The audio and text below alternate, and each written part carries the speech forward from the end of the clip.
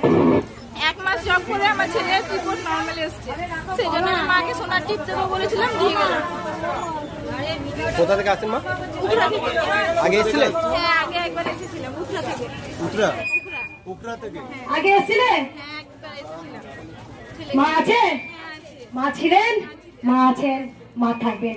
আজ মঙ্গলবার, ভক্তের ভিড় দেখুন একবার, অজস্র ভক্তের ভিড়, যেখানে অজস্র অজস্র মানুষ আসেন মায়ের কাছে কৃপা পান বলে আসেন, কারণ তারা এত সময় উপরে করে রাত থেকে লাইন দেন ভক্তরা।